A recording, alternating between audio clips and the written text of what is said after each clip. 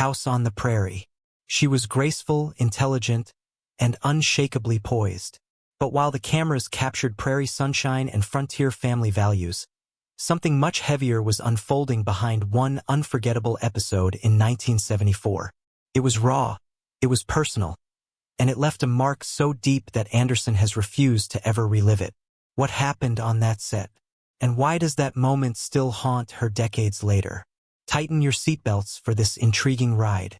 How Melissa Sue Anderson started. When Melissa Sue Anderson first stepped onto the set of Little House on the Prairie, she was just 11 years old. She was a quiet but determined girl with striking blue eyes and a calm presence beyond her years. Born on September 26, 1962, in Berkeley, California, Melissa didn't come from a long line of Hollywood stars. But what she lacked in industry connections, she made up for with pure talent, discipline, and a natural grace that instantly set her apart from other young actors of her time. Before Little House, Melissa had already landed a few roles in commercials and TV shows, but nothing quite like this. The moment she got cast as Mary Ingalls, the oldest daughter in the now iconic Frontier family, her life was never the same. From the very first season, she carried herself with a quiet poise that made her character feel real. On screen, Mary was dependable, gentle, and strong. Off-screen, Melissa was adjusting to sudden fame, long shooting days, and the unpredictable rhythm of growing up on camera. At first, the set of Little House felt magical. Felt like being part of a real family. Michael Landon, who played her father Charles Ingalls and also served as producer and writer, became a major guiding force in her career. Cast and crew described the environment as warm and supportive, even when filming under the hot California sun or enduring the pressures of a tight production schedule. For a young girl, it was a dream come true. She was working alongside beloved actors, telling wholesome stories, and becoming a household name in living rooms across America. And the show was a hit. Fans adored the Ingalls family. They tuned in weekly not just for prairie adventures, but for heart. There was something deeply comforting about the show's simplicity. The love between family members, the faith in small-town values, and the resilience in the face of hardship. For Melissa, it felt like she was part of something meaningful. The storylines were often gentle, full of lessons and moral depth. Even the challenges her character faced early on were grounded in tenderness with the sibling dynamics, school struggles, and quiet moments of growing up. But then, things began to shift. It was during one early episode, long before the worst had even begun, that Melissa Sue Anderson experienced something so intense, so personally unsettling, that she never forgot it. It wasn't violent or graphic. In fact, it was subtle, emotional, and quietly devastating. But it stayed with her. And to this day, that one particular episode from 1974 remains locked away in her memory. It was one she refused to watch again. So what happened in that episode? And why does Melissa still avoid it all these years later? The answer lies in a heartbreaking story that changed how she saw the role, and maybe even herself. Let's dig in. The unforgettable Melissa Sue Anderson was just a child when she joined one of the most beloved television families in American history. Cast as Mary Ingalls in Little House on the Prairie, she quickly became a fan favorite. With her calm demeanor, soft voice, and thoughtful eyes, Anderson brought a gentle strength to her role that made audiences connect deeply with Mary. But what the viewers didn't see was the emotional toll that some of these storylines had on the young actress behind the scenes. One episode in particular, filmed in 1974, affected her so deeply that, even decades later, she still refuses to watch it. Though it centered more on Melissa Gilbert's character, Laura Ingalls, than on Mary, the episode was emotionally heavy for the entire cast. The story revolves around Laura's jealousy after her mother gives birth to a baby boy. Charles Jr. The family is thrilled at the arrival of the new baby, but Laura struggles to cope with the sudden shift in attention. She becomes consumed with guilt after she wishes her brother gone. And then he actually suddenly falls ill and dies. Laura is devastated, believing her selfish thoughts caused his death. She runs away into the mountains, where she meets a mysterious man who helps guide her toward forgiveness and healing. This episode stands out for several reasons. First, It was one of the earliest instances in the series where themes of death, grief, and inner emotional turmoil were explored in such depth. For many viewers, it was a turning point. The show was no longer just a sweet period drama about farm life. It was willing to touch darker emotional corners of the human experience. For Melissa Sue Anderson, even though Mary wasn't the central character in this particular episode, being on set and immersed in the emotional intensity of the scenes had a lasting impact. Children in Hollywood often face unique pressures. They're expected to deliver adult-level performances while still developing emotionally themselves. Anderson was no exception. She later described the environment on set as professional and warm, especially in the early seasons, but also acknowledged the emotional weight of certain storylines. What made The Lord is My Shepherd particularly hard was how real the grief felt. Losing a child is a horrifying concept, even when it's fictional. Watching her younger co-stars portray such raw grief, and being surrounded by actors crying and mourning for a baby that never truly existed, blurred the lines between performance and genuine emotion. Sources close to the show, along with her own reflections on the emotional toll of early episodes, suggest that this was the beginning of a pattern. It was the first time she saw how deeply the show would mine tragedy for emotional weight. As the seasons went on, Mary's storylines grew even more tragic. In Season 4, Mary goes blind after a bout with scarlet fever. For Anderson, it was a challenging shift. No longer just the big sister or voice of reason in the family, Mary became the center of some of the series' darkest story arcs. From adjusting to life as a blind teenager to becoming a teacher at a school for the blind, Anderson had to embody resilience, frustration, sadness, and growth. All these while still being a teenager herself. But you will be stunned to know that's the least of it all. One of the most devastating moments in the entire series occurred when Mary and her husband Adam lose their newborn child in a fire. In Season 6, the scenes were heartbreaking to watch, and even more heartbreaking to film. Anderson has since spoken out about the emotional toll this storyline took on her. In an interview with People magazine, she said, "When they run low on story ideas, someone says, 'What can we do to Melissa Sue that's really awful?' That sentence alone reveals just how emotionally taxed she had become by the direction of her character. Unlike most child actors of the time who faded from the spotlight quietly, Anderson chose to step away on her own terms. She left the show after Season 7, despite her character being deeply woven into the fabric of the Ingalls family. The emotional toll had mounted to a point where continuing felt unhealthy. What started as a joyful experience filled with learning, growth, and camaraderie had gradually evolved into something painful and draining.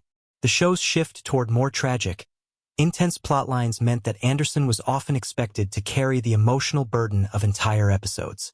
In a time before therapy for child actors was common or encouraged, Anderson was left to process much of that emotional weight on her own. She has since spoken with a great deal of affection about the cast and crew. She credited the show for giving her a solid foundation in acting. But she also acknowledges the price she paid. Being asked, over and over, to portray grief, fear, and helplessness as a child wasn't something she took lightly. It shaped her career, but it also changed the way she saw herself and her limits. Little House on the Prairie is still remembered fondly by generations of fans. It has a legacy of love, perseverance, and family values. But behind those sunlit memories are shadows that many never saw. For Melissa Sue Anderson, the trauma of portraying relentless suffering, from going blind to losing a child, was real, even if the circumstances were fictional. To this day, Anderson has never publicly rewatched that episode.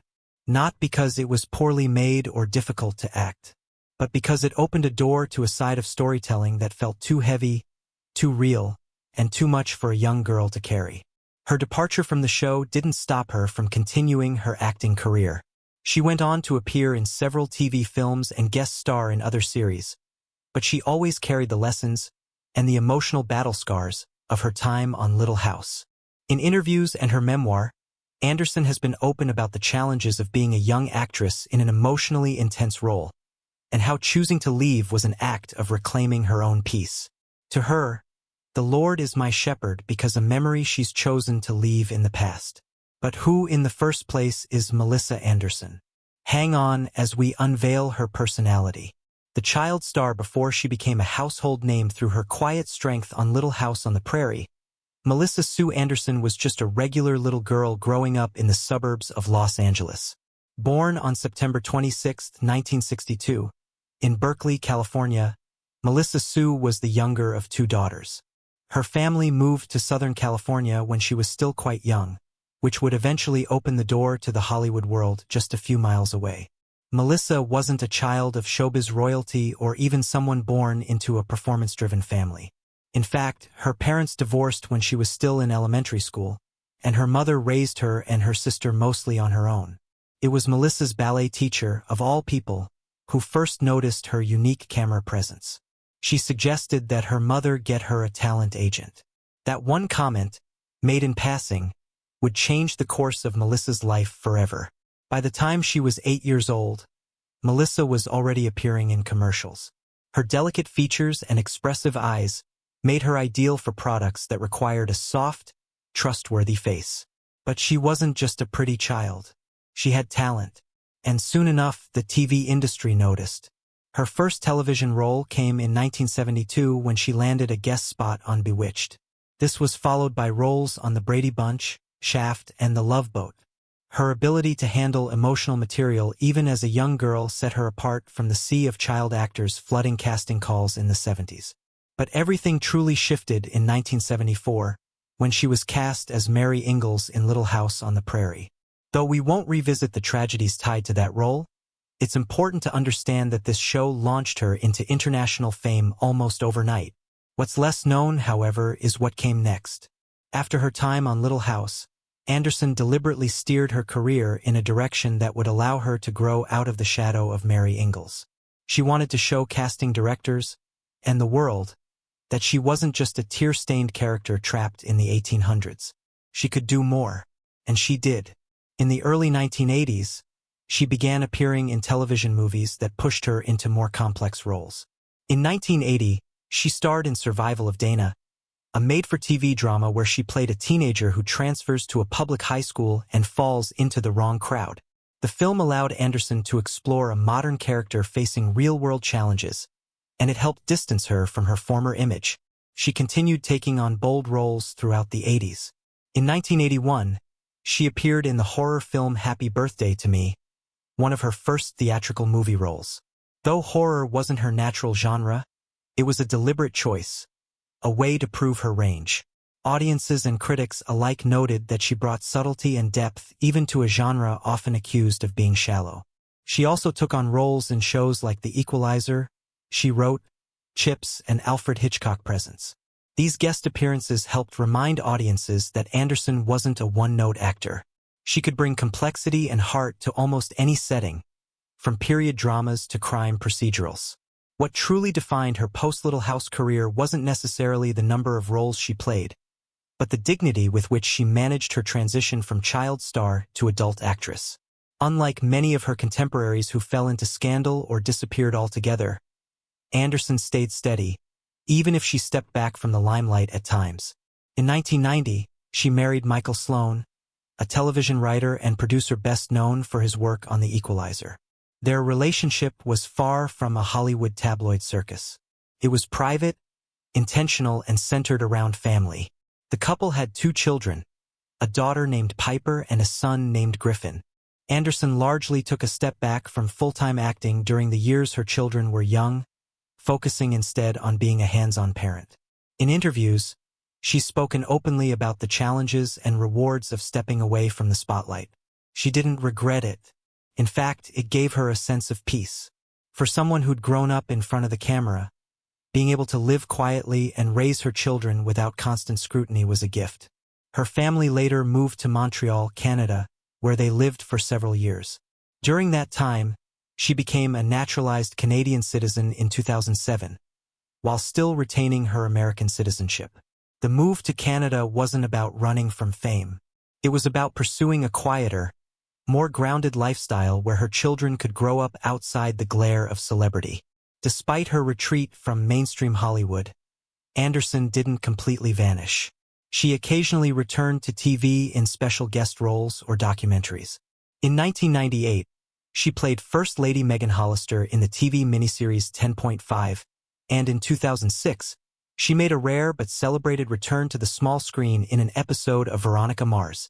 In 2010, Melissa Sue Anderson gave fans a rare behind-the-scenes look into her life and career through her memoir titled The Way I See It, a look back at my life on Little House. The book was an honest, sharp, and heartfelt reflection on what it meant to grow up in front of millions. It peeled back the polished veneer of childhood stardom. This, of course, gave readers a peek into the hard work, personal struggles, and inner strength it took to survive and thrive after the cameras stopped rolling. Throughout her career, Anderson earned respect not just for her performances, but for her professionalism. In 1978, she received a Primetime Emmy Award nomination for Outstanding Lead Actress in a Drama Series, a rare honor for someone her age. She was also awarded a Young Artist Award for her contributions to youth in entertainment and received nominations across various television platforms. But perhaps one of the most remarkable things about Anderson is her conscious refusal to chase fame for fame's sake. In an industry that often burns out its brightest stars, Anderson chose a different path. She maintained her integrity, protected her mental health, and kept her family life sacred. She has occasionally attended reunions, charity events, and documentaries tied to Little House on the Prairie, but she's done so on her own terms. There's no desperation to reclaim the spotlight, no gimmicks to stay relevant. She's simply Melissa, a former actress, a mother, a wife, and a woman who has lived many lives in one lifetime. From a shy girl dancing in ballet shoes to a household name on one of America's most beloved series. From a teenage actress navigating the rough terrain of Hollywood to a woman who found peace in simplicity. And maybe that's what makes her so unforgettable. She didn't need the noise of fame to leave a legacy. Her grace spoke louder than any scandal, any paparazzi flash, or any TV comeback ever could. However, there's more to Anderson that's beyond Hollywood. Life beyond Hollywood in an industry that feeds on staying visible and relevant. Melissa Sue Anderson, despite having all these at her fingertips, stepped away. And this wasn't because of a scandal, burnout, not in bitterness. She simply left contentedly. After spending much of her formative years under the bright glare of cameras and public attention, Anderson chose to retreat into a life that would seem utterly foreign to the average child star. She moved to Canada to build her family by spending time with her husband, Michael Landon, and her kids, and develop herself.